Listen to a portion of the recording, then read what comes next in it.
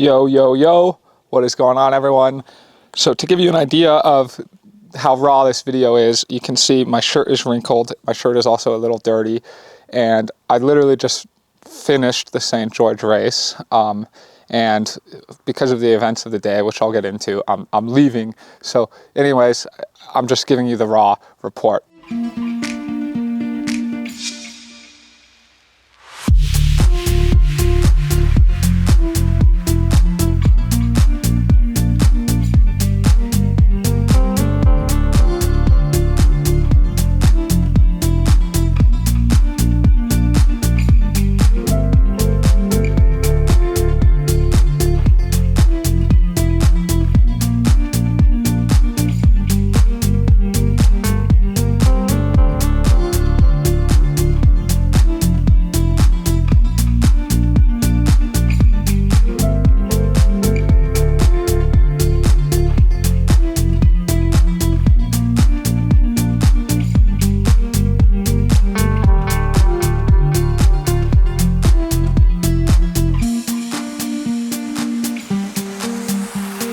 This video is brought to you guys by Lever Running. It's one of my sponsors, and what it does is it's basically a hydraulic run system. It takes only 3 minutes to set up, and you can reduce body weight.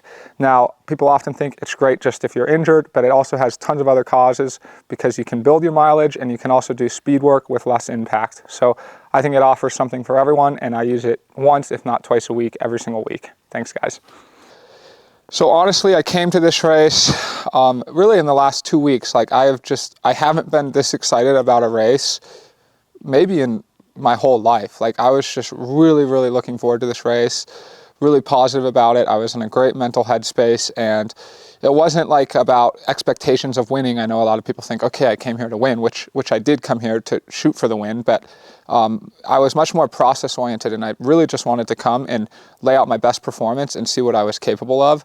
And yeah, and I was like looking forward to seeing people again and all the crowds of St. George. And like after May, like I just really like St. George, and I came here, and even just I woke up the first morning and I went for a run out back here, and it was just like, wow, life is good, and I am just like happy to race and happy to be a triathlete. And so anyways, of course, then, you know, take care of all the race things. And then it's actually been a while since I've had like proper nerves before a race. Like I've kind of just actually slept like a baby all year before the races, kind of like not too worried. And last night, like I had those pre-race nerves again, like, oh, I'm really excited for this and I'm nervous about what's going to happen. And I'm like excited to get the best out of myself. And instead of like, often it's like, oh shoot, why am I not sleeping? I need to sleep. And instead I was just like, I miss this. I missed being nervous before a race because it's like, it's such a good feeling. And then, yeah, in the morning, you know, I get out there, I take the bus. I was like just enjoying the whole experience, taking the bus with all the age groupers, saying hi to everyone, taking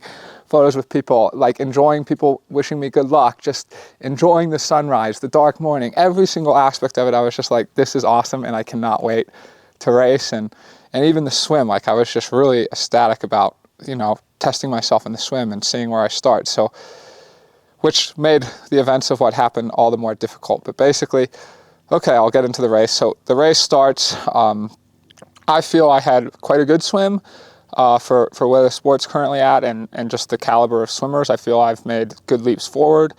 And it wasn't a problem that was unique to me. I think everyone dealt with it, but we could not see a thing like to that first turn buoy. And so we were all kind of swimming blind, which I think sort of impacted the group I got in. I was actually felt like I had more in me, but it was just so hard to see. And then I realized I was not quite in the right position, and I settled in, and I felt like I had one of my faster swims to the front, but it was also by far my easiest swim I've had all year. Like I was just like super relaxed, able to think about my stroke work, able to be aware of what I needed to improve in the open water. And so I felt I made leaps and bounds. I came into transition. I had a great transition one. I came in, you guys saw I had a plastic bag underneath, and then I actually opted to have my shoes off my bike, so I put them on there and then ran out, had a good mount, and then I thought it was also quite another good trip. I had my arm warmers around my TT extension so that I could ride for a few minutes while I dried off and then put them on, and I thought I made kind of really good choices, and then got to work kind of quickly on the bike. Of course, it was a little bit cold, but there's no sense really talking about the cold because we were all dealing with it and it was cold for everyone. So I think it made it harder and more uncomfortable for everyone, but it was just kind of like, let's do this, you know, like this is what racing is about. It's about being uncomfortable. And I was riding with a guy Thor. He's Magnus's training partner, and he was super strong on the bike. So we bridged up pretty quickly. I felt like it was riding quite within my abilities. I wasn't having to ride over my abilities. It was kind of right in my target watts I wanted to average for the whole ride. So that was also excellent to see that I was bridging up without having to actually surge above what I wanted to do. And then things started to get pretty complicated. So with the dynamics of the race, there was sort of two little groups up front. I think there was a group of about 5 guys up front, and then I think there was a group of about 4 guys, and then I caught this group of, it had to be 25 to 35 people. It was just an absolutely massive group. And what's so funny about it is I remember coming up to the back of the group and I was like, this is gonna be an absolute nightmare. And I was like, literally the thought in my mind was like, figure out how to get to the front of this group without getting a penalty. That's the only goal. Don't do it fast. Don't do anything crazy. Don't show off my ego. Don't do anything. Just be as smart and as aware and do everything absolutely possible to get to the front without getting a penalty. And of course I thought like, well, or I could just sit in the back, but you know, I could sit in the back and the group wasn't really moving that fast. We were certainly losing time to the front. So it was either, okay, give up my ambitions of being a world champ or move to the front and ride how I know I can ride. And yeah, then the fated moment happened. I don't want to like get too much into that moment. I think everyone's going to talk about it till the cows come home. All I'll say is like maybe there was an infraction on me, but here's what I'll say. If I was a ref over the course of this race and I could have given penalties out, like I would have given at least 25 infractions out over the course of the day. And I feel like in a 30-person group with that much going on, even just in that maybe 3-minute time frame, there were like multiple instances of technical penalties going on. And anyways, then I was given it. I was actually quite surprised I got it. I couldn't remember because I've never gotten a drafting penalty before. I couldn't remember what blue or yellow was. So I remember I asked the ref, like, because I got the blue one, and I honestly thought at first like, oh, maybe like, I don't know, some of my plastic bag fell off, so I was getting like an unintentional littering penalty or something like that. So I just looked at her and I said like, which penalty is that? How much is that? And the ref kind of goes like, don't fight with me, you've got the penalty. And I was like, oh, okay. But then, like, actually the whole Ironman broadcast team was there, like Matt Lieto, and I was kind of like, hey, like, do you know what? And they were all like, we don't know why you got the penalty. They were like, we're calling in. So, point being, I don't think anyone quite knows what happens. And this was only like 30 minutes into the bike or so. I mean, it was so early. And from this point, like, first off, let's be clear, a 5-minute penalty in a 70.3 race it's the end of your race. There's just no other way to say it. I mean, 5 minutes is an absolute eternity. So I almost just wanted to quit right there. But then I just felt all this anger, I mean, immense anger come up. And I was like, well, at least I'll keep riding my bike. I mean, what am I going to do? Get off and walk? So I was like, at the very least, I'm going to either ride to transition or we're staying right on the course. I was like, oh, I'll just ride home and call it a day. So then I get to the transition tent. It's funny, I actually pull off because by that point then I'm leading the group and everyone's sitting on, you know, and I pull off and I think everyone, like literally I saw as I pulled off, everyone's faces were like, what? This guy has a penalty? He's the guy doing everything. And, you know, then they had the whole crew. They actually asked like, oh, do you want to be on the, you know, Matt Lieto's going, oh, do you want to be on the Instagram Live? But huh? You don't want to talk to the camera, do you? I don't want to do anything. I want to drop out of the race. Where? Huh? Right here? I was sitting in there and all you heard was swear words from me. And he goes, no, I don't think you do. And they sort of like talked to me like, okay, you gotta just go out, you gotta finish this thing. And at this point I was just fully not planning on finishing. And so a penalty I think in this cold was severe because it's so cold and so the muscles cooled off. Anyways, whatever, 5 minutes goes by. and I just have like this immense anger in me. So at first I'm like sort of, you know, embracing that anger and saying like, let's use this anger to thrive and to keep pushing. So then, you know, I get up, okay, I have to repass all the people I had already passed earlier in the race. And the other problem with this penalty was like I was in a good group and I was, you know, in a strategic part, and now I was just totally solo. So obviously that affects it, but also like mentally I was just not in a good place. And so I just kept going, fully planning on either still stopping in transition, but then I was like, oh, I love Snow Canyon, I'll at least ride Snow Canyon.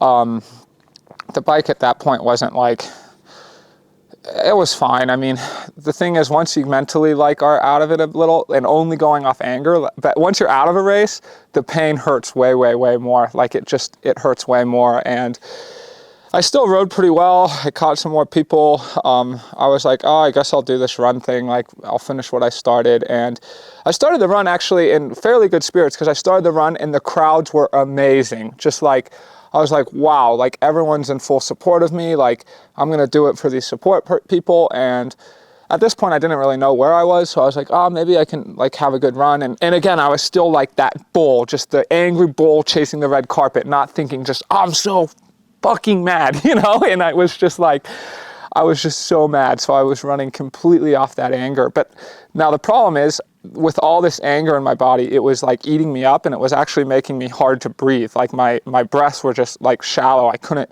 and I wasn't in tune with myself and I wasn't breathing right. And so like I started to feel a bit of a cramp come on, you know? But again, then it was just like, then I'm mad at the cramp and I'm just mad at everything and mad and more anger made me more angry. And then, so I ran one lap pretty well, and then I kept seeing the crowds, and I think maybe what started to derail me is then I saw like kind of the front of the race, and then once I saw them, it was just like, oh, that's, you know, where I was shooting for and stuff, and where I don't want to get into where I could have been or would have been because it doesn't matter. And then, yeah, I started the second lap, still kind of going okay. And then I think the anger just started to eat me up, and the anger turned into like immense sadness with like 4 miles to go. And like, I was actually like, I wanted to finish what I started, but I was actually dreading getting to the finish line. Like I didn't want to cross that finish line because it was just like, it was going to be a sad moment for me. And then that anger just like kept eating me up and clawing at me, and then it's like people started passing me again, but I like didn't. And again, all the pros, like every single pro who passed me were like, so sorry about your penalty, like this sucks for you, I'm really sorry for you, you know. And yeah, then I like, it's interesting, I came back down, you know, kind of where the hot corner is or where all the fans were, and they're still all cheering for me, but it was like, that almost made me like, I don't know, more sad, because it was just like, yeah, like, I don't know, it's just crazy. I've got all these people cheering for me, and I feel like it was meant to be a great day, but then, yeah, it just wasn't. And then with 2 miles left to go, I was debating, like literally this was my debate. I was like, I want to just walk and cry while I walk and like wallow in my sadness, but I was also like, I want to get off this course as fast as possible and just move this behind me. And those were the two things I was dealing with. So I walked for like 100 meters, you know, some people came and like were like, oh, well, you're so inspired. And then I was like, okay, I'm just going to get this thing done as fast as I possibly can, and I'm going to leave. And yeah, I finished, and I had a good cry on my girlfriend's shoulder, and yeah, now I'm just leaving Tucson. So that's kind of the race. And of course, congrats to Christian. And I guess, you know, what do I think this means? And so my favorite quote, well, one of my favorite quotes is by Rocky Balboa, you know, and it's the quote, it's not about how hard you can hit, but it's about how hard you can get hit, get up, and keep moving forward. And I think that sort of sums up my day, and actually my whole year here. Like, it's just been one of those years I've just kept getting knocked down and knocked down and knocked down and having things happen, and I just keep getting up. And this one was one of the hardest because, like, I've never dedicated myself to something as much as I dedicated myself to this race. I never sacrificed as much, and so it was kind of like, but I enjoyed doing the sacrifice, and I was happy to do the sacrifice, and I was even happy to do the sacrifice to not have a good race, but I just wanted the opportunity to put myself out there. But but yeah, now I think, you know, I lift my head up and I keep moving forward. And of course, there'll still be emotions and trying to process that. But I will be at Ironman Arizona in 3 weeks, and then I will most likely be at 70.3 Indian Wells 2 weeks after that. So, so long as I can pick myself up and keep moving forward. And I guess, you know, the other point that I have is like, I guess with the rules in this sport, like we almost need a martyr, you know, someone to go down for the cause. And it's like, it's so sad for me, but I do think we can use this opportunity collectively as professionals to try and see some rule changes. And I think when there's that big of group packs, there's just, it's a dynamic and it's a fluid situation. And like I said, I'm not saying I maybe did do something wrong. There maybe was some type of technicality there, but I can assure you, like there were at least 20 other technicalities within that same time frame of 5 or 7 minutes. So if you're going to penalize me, then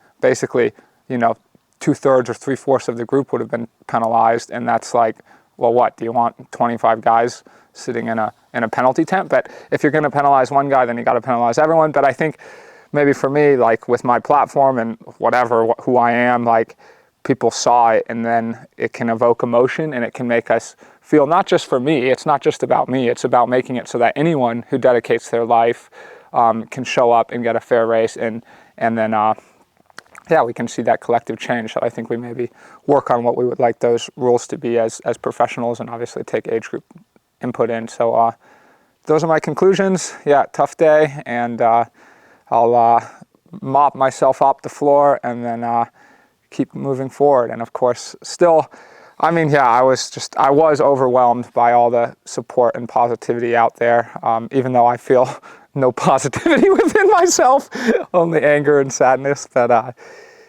yeah, life can be hard, but we move forward. So we'll see you at the next one. Thanks, guys.